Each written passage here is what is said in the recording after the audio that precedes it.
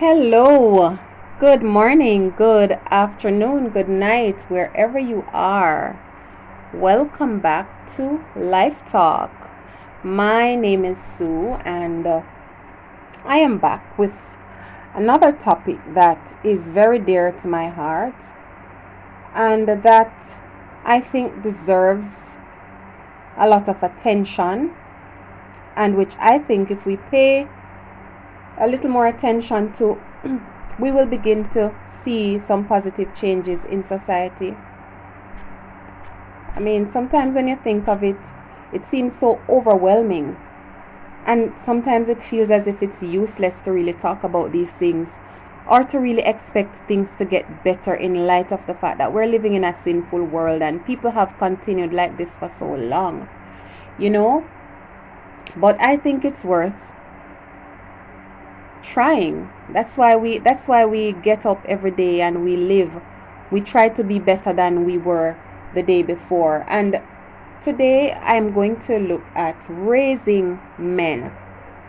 Raising men. And I say raising men because men were made first. Men were made to be leaders. Men were made to be the priests in the home, the breadwinner. They set the trend in the home. I shared with you some time ago a quote that I read, that the condition, the quality of the home is dependent on the head of the home. And seeing that so many of our homes are headless, I mean, anything else that is headless is dead. And when you look at the 40% single female household in Jamaica, we can practically say that 40% of Jamaican households are dead. But thank God to us women who are so resilient, who are so resourceful. We keep things moving. We keep the family alive in the absence of these men who have been weakened and incapacitated to the extent where many of them leave the homes and leave the mother to raise the children. We as parents usually place a lot of emphasis on our children's academic performance at an early age because we generally think that that is the most important aspect of life in terms of safeguarding a bright future. But I've been looking at this situation and I've come to the conclusion that the ability to communicate effectively is way more important than getting an early start, than learning to read before you're 4. The information will always be there. So learning can practically take place at any time, but the lack of effective communication it has to be woven into the fabric of who that child is from an early age. It has to become a part of them, a part of who they are, a part of their nature, from an early age. Because I'm sure that many people can concur that the lack of effective communication is rare among the average Jamaican male. And I want you to tell me if you think I'm exaggerating, right? And I'm not talking about communication in terms of the ability to read and write or to talk about a topic, a movie or something. I'm simply saying that our boys we need to develop in them the ability to express their feelings in a healthy and effective way, right? This is something that I try to develop in my children. I have 4 boys. I have 4 sons who will most likely, if time should last, they're going to end up with somebody's daughter one day. So I have to pour into them what I want my daughter to receive from a man. So there are times when I have nothing great, nothing big to talk about, but I find something to say to my 8-year-old son. 2 of my sons are older, and I guess I've made all my mistakes with them, and this 8-year-old one is giving me a new opportunity, to become a better parent. So I frequently just talk to him, about nothing big, nothing special, nothing of any great importance, just to give him the the practice, just to give him the opportunity to express himself effectively. And believe me, he and I have better conversations than I do with most grown men that I know. And I know that I'm speaking for many Jamaican women, right? Just a few days ago, I was having a conversation with an older male who I speak with from time to time. And so he was there, very pleased to tell me his perspective on a certain topic. But when it was my turn to hear my perspective, this man insisted that he no longer wanted to discuss the topic. And he was very brash. He said, I don't want to talk about that anymore. And that was not the first time that he had done that in our conversations. That wasn't the first time that happened. And so I said to him, okay, so let me see. I should sit and listen to your opinion because you have something to talk about. But when it's my turn to say how I feel about this particular subject, you don't want to hear. Is that how it works? So you know what? I bade him a very curt, have a good night. And I gave him the good old dial tone. And that was the end of that. Right? So one of the most disappointing things to encounter in a marriage or any relationship for that matter is communication incompatibility. And as a culture, we don't talk to our children as much as we should. We don't affirm them as much as we should. And the end result is that they do not communicate effectively and they lack the confidence to say respectfully how they feel without fear of censorship or penalty. We generally, as a third world post-slavery society, we generally kill our children with a lot of don't do that, don't do that, don't do that, don't do that. And you know, we reinforce them so negatively all the time, you know, that it creates an imbalance with the positive reinforcement that we give to them. And I'm especially concerned about the socialization of boys in light of the fact that, you know, we're seeing so many broken homes where the fathers are gone, right? The Bible says that the man is the head of the home. And if any other creature is without a head, that creature is dead. So in essence, there are many dead homes in Jamaica. And I know it exists everywhere, people. I know that it exists everywhere, but I'm talking about Jamaica. There are many headless homes, and if it wasn't for the resilience of us as women, as mothers, as grandmothers, these homes, them would are really dead. So a family, in my estimation now, is the only thing that really survives without a head, thanks to the resilience of women who keep the homes alive in the absence of the fathers who were, you know, many of them just too weak to stand up to the responsibility of a family, right? And generally, a boy who is expressive and emotionally intelligent, a boy who is sensitive, right, is often referred to as acting like girl. And that is not a good concept to sow into our sons. That is not a good concept to sow into our sons. And then, you know, to have them grow up as adults. And all of a sudden, women now are going to expect them to be sensitive and caring. Right? Clearly, males and females are physically different and behave differently. But that should not enforce any major difference in how they should be socialized as individuals.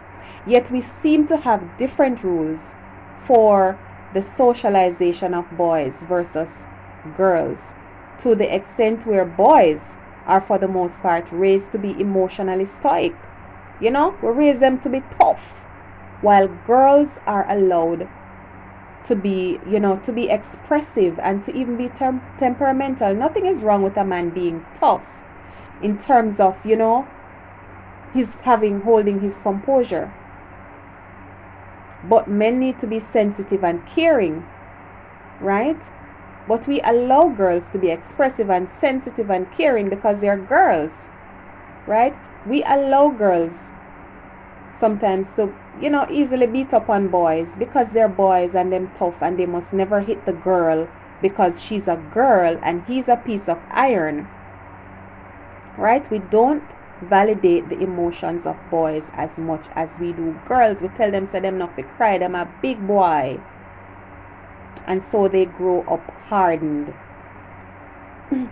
And this results in generations of females with very high expectations from men who were not prepared for meeting those expectations.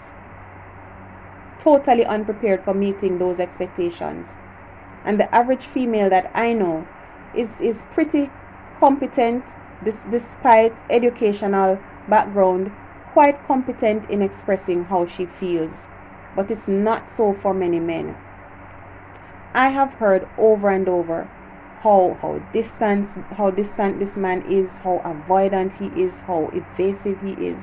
He doesn't do anything with the children. He's not playing his part as a father.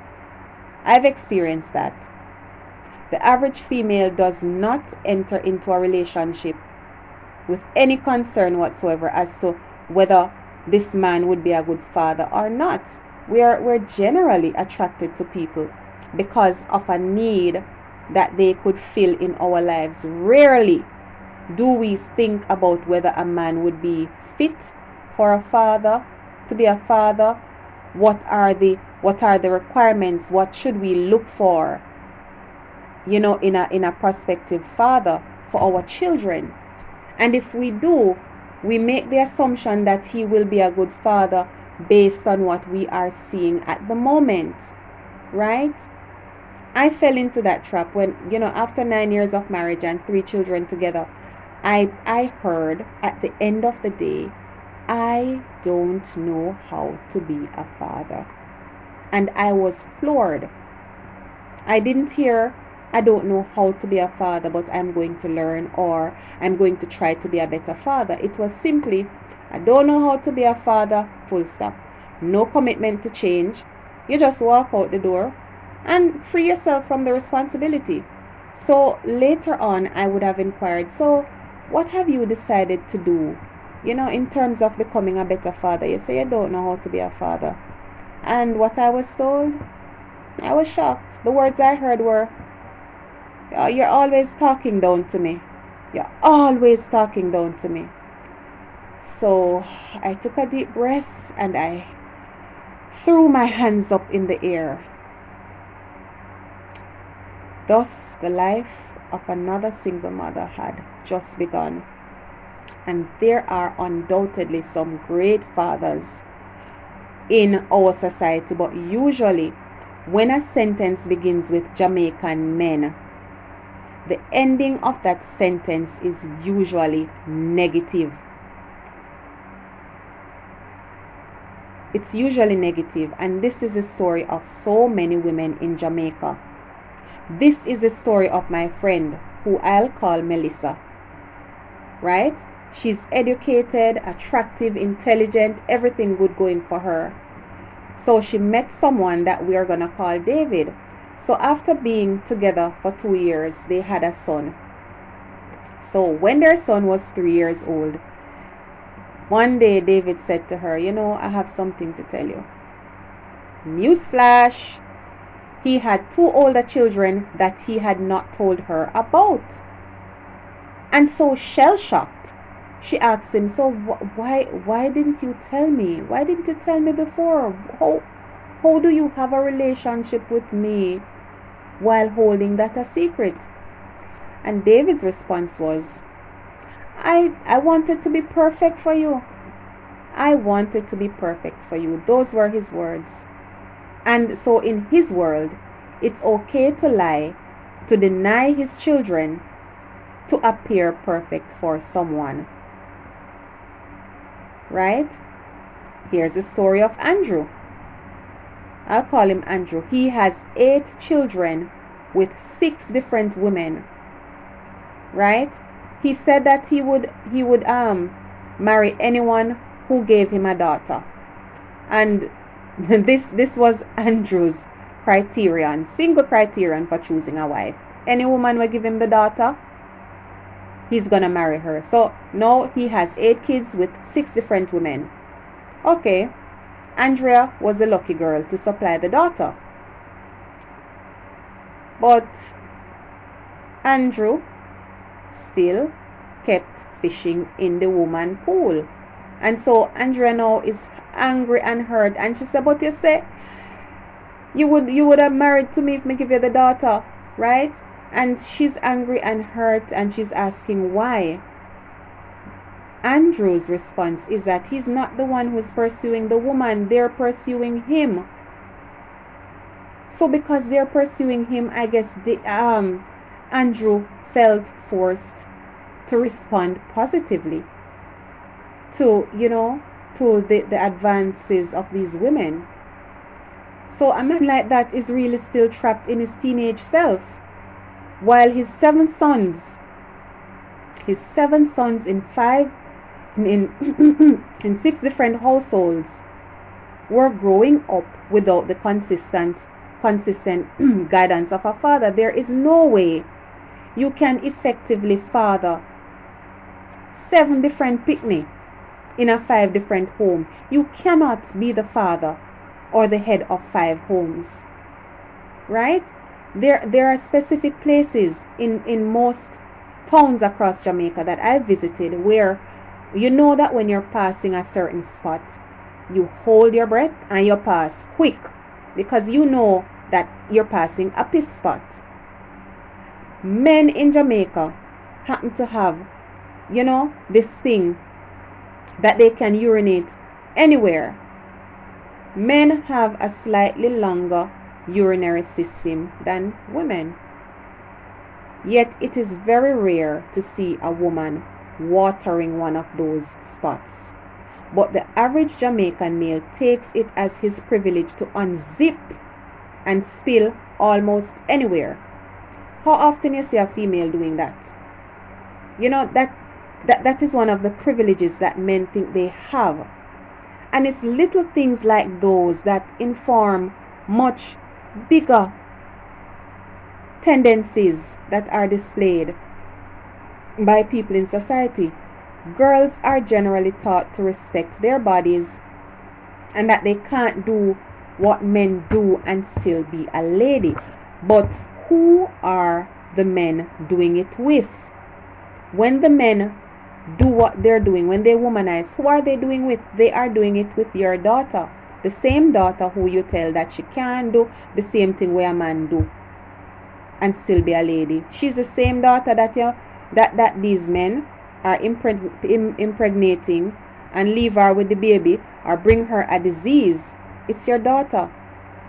Boys are generally treated as if their body is less sacred than that of girls, and that they're free to share it with someone as soon as possible to escape the homosexual label.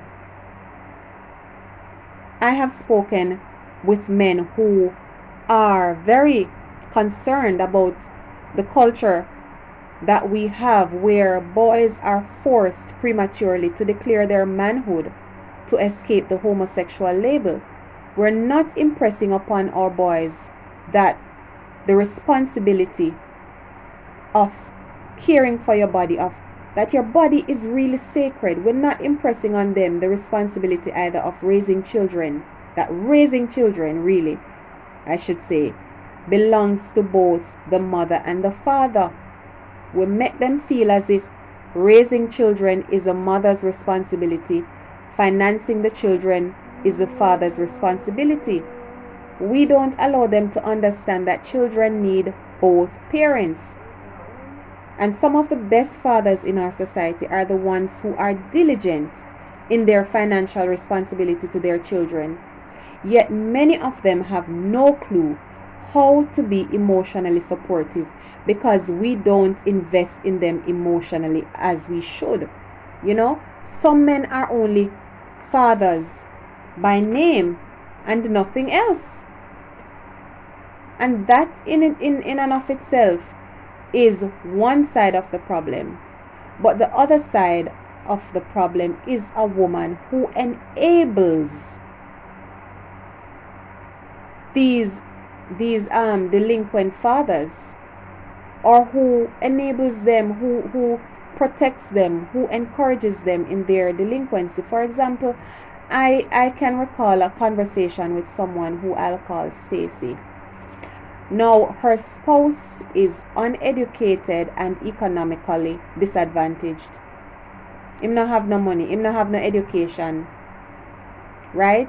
Yet, he had racked up 4 additional children by other women outside of the 6 that he and Stacy has.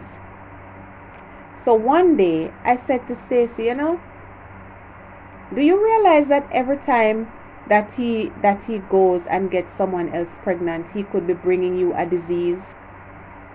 And you would not believe what she said to me. She says, so I just saw him say, him can't satisfy. So, at that point I was clueless. I didn't know. I didn't know what else to say. I had no idea what else to say to her. How do you help a woman who places such low value on herself? She said the man just can't satisfy. And by all indications, she was working with it. And so these stories that I've told you, they're just a few of the stories in the web of negative parenting that I've come across. Because if her parents were able to instill self-worth, self-value, in her, there is no way she could have sit down there and say, boy, just accept your partner going out and getting other children out the road, and just say, boy, I saw him stay, him can't satisfy. So many times we feel that these men have a right to give in to their sexual urges. So instead of thinking with their heads, they're led by their feelings. They're led astray by the way that they feel. But it's never too late to educate. It's never too late to try to make a difference to some in the life of somebody. The mindset might never change when you talk to people, but it's worth the try, even for the sake of our children. But overall, there are really too many immature parents in the system. And these immature parents produce more immature parents. And lack of maturity, this lack of maturity is linked to low self-worth, and really, by extension, a low level of trust in others. And these are 2 factors that make life difficult. And normal, everyday people really suffer from the lack of both of these things in different degrees. And it becomes problematic when the effect, when these 2 things affect the long-term choices that we make. So the inability to take criticism, to disagree firmly with others, a fear of other people's negative feeling towards us, a level of defensiveness, and the inability to show our real selves are all results of improper parenting, which many times leads to a narcissistic personality. Because if you can't take criticism, you're going to try to do everything to cover up the wrongs that you do. And if you can't disagree with somebody firmly, you're going to give in to whatever is expected of you, even if it's something that you don't necessarily like. And if you fear people's negative feelings towards you, you're going to always want to act in accordance with what people expect. And in essence, you become a slave to the expectations of other people. And you end up not being yourself. You end up not being yourself.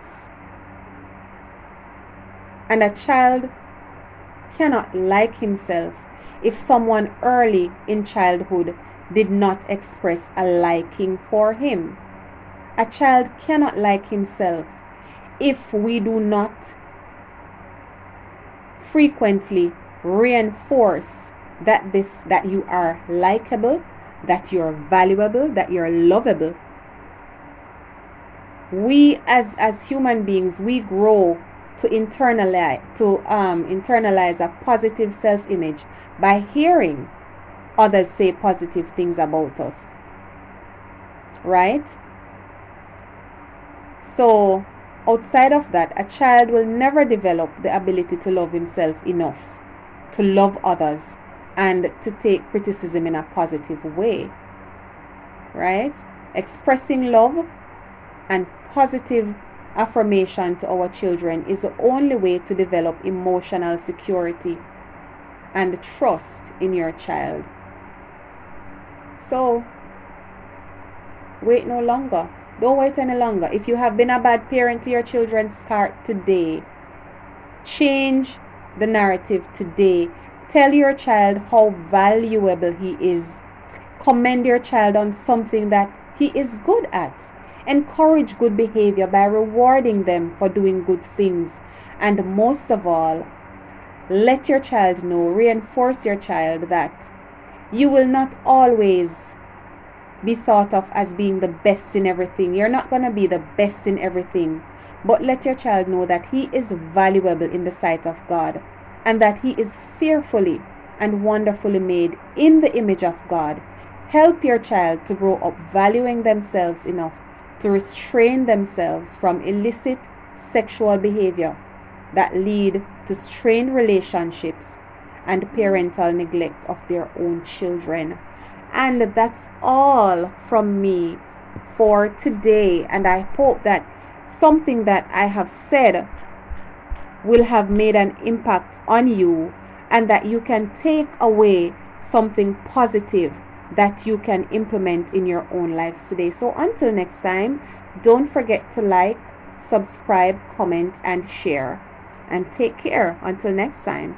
Bye.